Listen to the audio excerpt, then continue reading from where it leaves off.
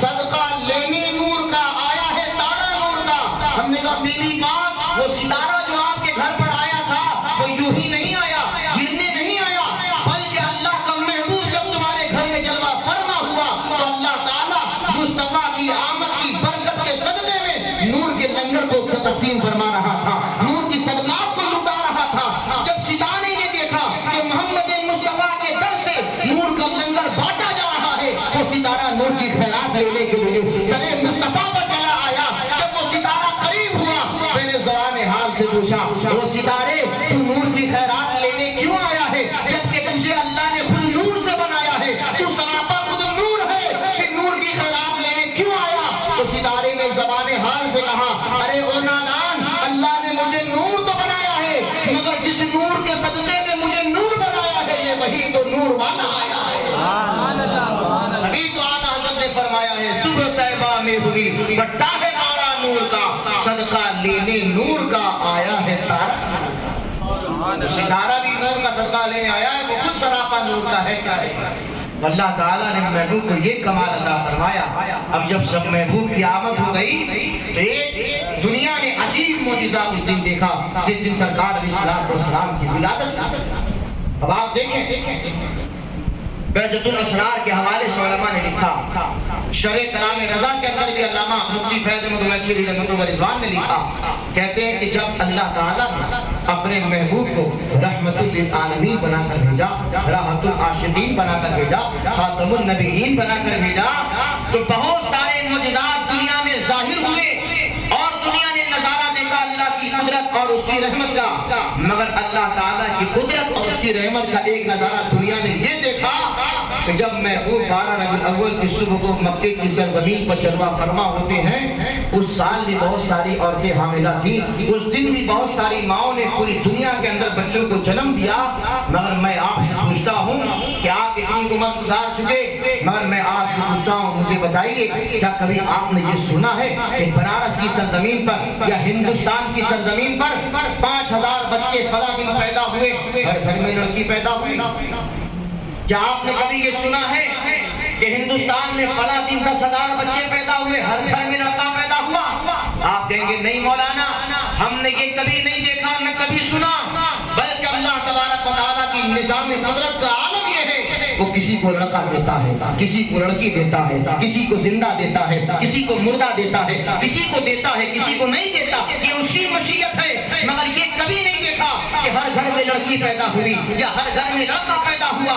علماء کہتے ہیں کہ جب 12 ربیع الاول کی صبح کو سرکار علیہ السلام کو اللہ نے رحمت للعالمین بنا کر اس کائنات میں بھیجا، تو 12 ربیع الاول کی صبح کو پوری دنیا کے اندر جن بھی ماں نے بچوں کو جنم دیا، اللہ نے مصطفیٰ کی آمد کے برکت کے صدقے میں ہر ماں کو لڑکا عطا فرمایا۔ میں نے عرض کیا پروردگار عالم، تیری نظام قدرت کا عالم کہ تو کسی کو لڑکا دیتا ہے، کسی کو لڑکی دیتا ہے، مگر آج عجیب نظارہ ہے تیری قدرت، تیری رحمت کا کہ ہر ماں کو لڑکا دے رہا ہے، آخر اس میں کیا حکمت ہے؟ اس کی رحمت پلٹ کر جواب دیتی ہے، ارے او نادان، کیا تجھے جو ہے عرب کی جہالت کے بارے میں علم نہیں ہے، ان کے دستور کے بارے میں تجھے پتا نہیں ہے کہ جب میں عرب میں کسی خاتون یا کسی مرد کو لڑکی دیتا تھا، وہ اپنی جہالت کی بنیاد پر اس پر ظلم کیا کرتے تھے، اس کا گلا دبا کر مار دیا کرتے تھے، یا اسے مٹی گلے دبا دیا کرتے تھے، یا اسے کنویں میں پھینک دیا کرتے تھے، یا اسے زندہ کر گور کر دیا کرتے تھے۔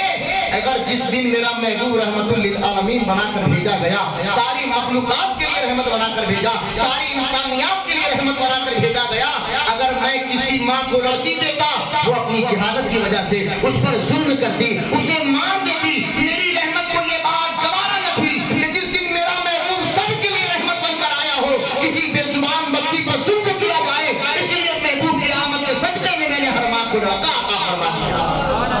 تبھی تو میرے امام نے فرما دیا کہ اے دنیا والوں، سب سے اولا ہو والا ہمارا نبی، سب سے بالا ہو والا ہمارا نبی، اپنے مولا کا پیارا ہمارا نبی، دونوں عالم کا دولا ہمارا نبی، کیا خبر کتنے تارے کھلے چھپ گئے، پر نہ ڈوبے نہ ڈوبا ہمارا نبی، قرن بدلی رسولوں کی ہوتی رہی، چاند بدلی سے نکلا ہمارا نبی، خلق سے اولیاء، اولیاء سے رسول اور رسولوں سے اعلیٰ ہمارا نبی، سب چمک والے اجڑوں میں چمکا کیے، اندھے شیشوں میں چمکا ہمارا نبی، جن کے تلووں کا دھون ہے अर्ज क्यों मालिको, क्या नबी है तुम्हारा हमारा नबी, जैसे सबका खुदा एक है वैसे ही इनका उनका तुम्हारा हमारा नबी। अरे कौन देता है देने को मुंह चाहिए, देने वाला है सच्चा हमारा। सुभान अल्लाह। अल्लाह अकबर। महबूब की आमद हो रही है और महबूब की आमद का सदका अल्लाह ने गौसे आज़म को ऐसा अता फरमाया, ऐसा अता फरमाया कि उलमा ने किताब में लिखा, कहते हैं कि अल्लाह ताला ने जितना महबूब यानी अलैहिस्सलातु वस्सलाम की विरासत और नियाबत का हिस्सा जितना गौसे आज़म को अता फरमाया, किसी भी वली को नहीं अता फरमाया। अब आप देखें, सिमिलरिटी देखें आप दोनों में, देखें अल्लाह ताला ने कैसा फैजान गौसे आज़म को मेरे आका अलैहिस्सलातु वस्सलाम का अता फरमाया। ये वाक़या आपने सुन लिया। एक तरफ मक्के की जमीन पर नबियों का सुल्तान आ रहा है, तो अल्लाह पूरी कायनात में बेटों को तकसीम फरमा रहा है। और उलमा ने किताबों में लिखा कि जब जीलान की सरजमीन पर अल्लाह ताला ने अपने महबूब बंदे शेख अब्दुल कादिर को जब पैदा करना चाहा, उलमा कहते हैं जिस सुबह को सरकार गौसे आज़म की विलादत हुई, जितनी भी माएँ जीलान की जमीन पर हामिला थी और उस दिन जितनी भी माओं ने बच्चों को जन्म दिया, अल्लाह ताला ने पूरी जीलान की जमीन पर हर माँ को लड़का अता फरमाया। और करम खुदा ये हुआ कि परवरदिगार आलम में जिस दिन गौसे आज़म तशरीफ लाए, 1100 बच्चों को अल्लाह ने माओं को अता किया और सब के सब को अल्लाह ने वली कामिल बनाकर पैदा किया। तभी तो शायर कहता है बगदाद मोहल्ला में सुकूनत गौसे आज़म की, ज़मीन व आसमां पर है हुकूमत गौसे आज़म की। 1100 वली पैदा हुए उस रात झीला में, हुई जिस रात झीला में विलादत गौसे आज़म।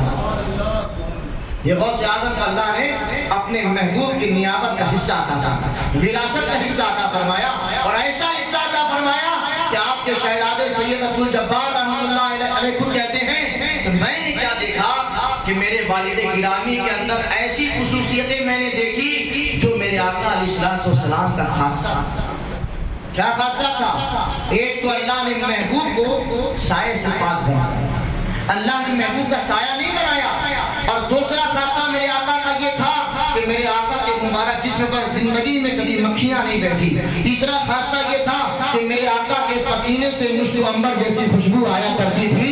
सैयद अब्दुल जब्बार रहमतुल्लाह अलैह शहजादे गौसे आज़म कहते हैं कि मैंने अपने वालिद को देखा कि जब मैं उनसे करीब होता, उनके जिस्म से मुश्क अंबर जैसी खुशबू आया करती थी और पूरी जिंदगी गौसे आज़म के जिस्म पर कभी मक्खी नहीं बैठती थी। अल्लाह ताला ने हुजूर का खासा, हुजूर की विरासत का हिस्सा गौसे आज़म का ऐसा आया और ऐसा अता फरमाया। और सरकार अलैहिस्सलातु वस्सलाम कब्र अनवर में जलवा फरमा होने के बाद भी गौसे आज़म पर ऐसा करम फरमाया कि किताबों में आता है जिसके पढ़कर इंसान की कैफियत तब्दील हो जाती है। आप जानते हैं आला हज़रत ने इरशाद फरमाया, मुस्तफ़ा के तने बेसाए का साया देखा। ये आला हज़रत का कलाम है, हर एक को समझ में नहीं आती। ये बज़ाहिर तो लगता है बड़ा आसान लफ्ज़ में, मगर इसके अंदर बड़ी गहराइयाँ हैं। क्या कहते हैं? मुस्तफ़ा के तने पे साए का साया देखा, जिसने देखा मेरी जान जलवे से बातें। कहते हैं गौसे आज़म। अच्छा, ये बात कौन कर रहा है? ये बात वही कर सकता है जिसने गौसे आज़म को भी देखा हो और रसूल आज़म को भी देखा हो।